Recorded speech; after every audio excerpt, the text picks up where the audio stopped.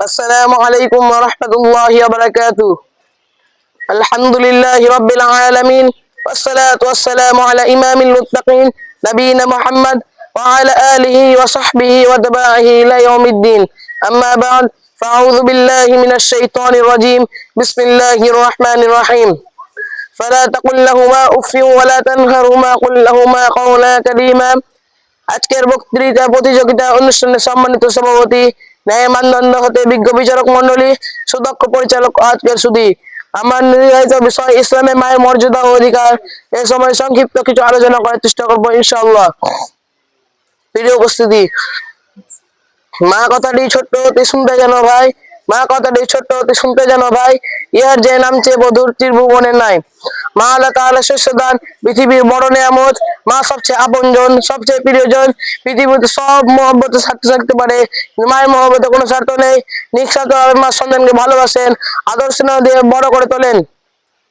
সন্তানের সব কষ্ট সহ্য করে, দুঃখ কষ্ট মারি করে সন্তানের উন্নত ভবিষ্যতের কথা চিন্তা করে যিনি তার মুখে হাসি ফুটে তুলতে চান, তিনি আর কেউ নয়, তিনি হলেন পৃথিবীর শ্রেষ্ঠ নিয়ামত, আমার প্রাণের চেয়ে প্রিয়, আমার কলিজার টুকরা, আমার মমতা মহিমা।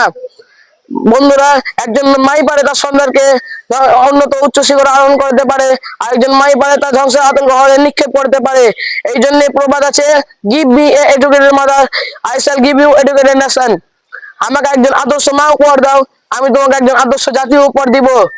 প্রিয় সুধী, পৃথিবীর যার মাধ্যমে পৃথিবীর একটা সৌভাগ্য লাভ করেছি, পৃথিবীর আলো বাতাস গ্রহণ করেছি, তার অন্যতম মাধ্যম হলেন মা। মা আমাকে গর্ভে ধারণ করেছেন, প্রসব করেছেন, দুধ পান করিয়েছেন। সন্তানের জন্য মায়ের এত ত্যাগ কারণেই নবীজি সাল্লাল্লাহু আলাইহি ওয়াসাল্লাম একজন সাহাবী প্রশ্নের উত্তরে মায়ের কথাকে, মায়ের খিদমতের কথাকে তিনবার বলে মায়ের মর্যাদা সমুন্নত করেছেন। আবু হুরায়রা রাদিয়াল্লাহু তাআলা আনহু থেকে বর্ণিত, তিনি বলেন, রাসূল সাল্লাল্লাহু আলাইহি ওয়াসাল্লাম এর নিকট এক ব্যক্তি এসে জিজ্ঞেস করলো, হে আল্লাহর রাসূল, কে সবচেয়ে উত্তম আচরণ অধিকারী? তিনি বললেন, তোমার মা। দ্বিতীয়বার জিজ্ঞেস করলেন, বললেন তোমার মা। তৃতীয়বার জিজ্ঞেস করলেন, বললেন তোমার মা। চতুর্থবার জিজ্ঞেস করলেন, বললেন তোমার পিতা। মাকে কোনো প্রকার কষ্ট দেওয়া যাবে না, কারণ যে মা আপন সন্তানের জন্য আরামের ঘুম হারাম করেছেন, আরামের জন্য তিনি আরাম ছেড়ে দিয়েছেন, সে আমার কষ্ট তিনি হাসি মুখে বরণ করেছেন। আমার মুখে হাসি ফোটানোর জন্য তিনি অক্লান্ত পরিশ্রম করেছেন। সে মাকে কষ্ট দিয়ে কোনো বুদ্ধিমানের কাজ হতে পারে না। সেই মাকে কষ্ট দিয়ে দুনিয়া ও আখিরাতে কেউ শান্তি পাবে না। প্রিয় উপস্থিতি, পৃথিবীতে কেউ কারোর প্রতি অনুগ্রহ করলে সে তার গোলাম হয়ে যায়, তাকে কেউ কষ্ট দেয় না, তাকে কেউ কষ্ট দেয় না, তাকে দেখে সম্মান করে, তার উপকার করে, তার সাথে কেউ বেয়াদবি করে না, সর্বদা তার গুণ বলে বেড়ায়।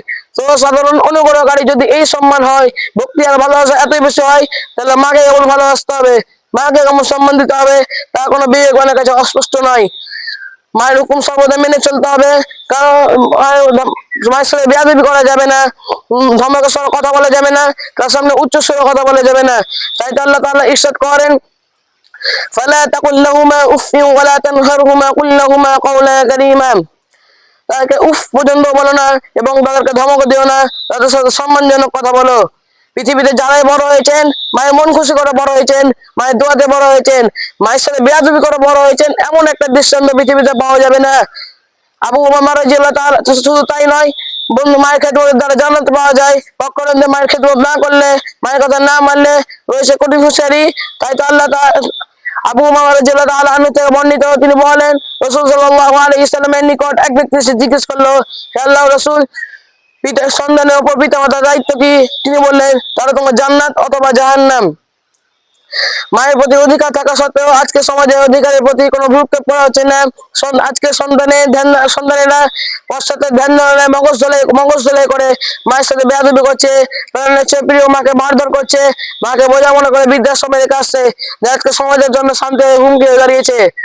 মাকে কোনোদিন কোনো প্রকার কষ্ট দেওয়া, মনে ও আঘাত দিয়ে কোনোদিন শান্তি পাওয়া যাবে না, কারণ যারা মায়ের মনে আঘাত ও কষ্ট দিয়েছি, কাল বিলম্ব না করে মায়ের কাছে ক্ষমা চেয়ে আল্লাহর কাছে তওবা করতে হবে। সর্বোপরি মায়ের খেদমতে যারা জানে কামিয়াবি হাসিল করতে হবে। তাই আসুন আর মায়ের হক বুঝে মায়ের খেদমত করি, মায়ের দোয়া অর্জন করি, তাহলে সার্থক হবে আমাদের জীবন, সার্থক হবে আজকের সেমিনার। আমিন। ওয়া আখিরু দাওয়ানা আনিল হামদুলিল্লাহি রাব্বিল আলামিন। আসসালামু আলাইকুম ওয়া রাহমাতুল্লাহ।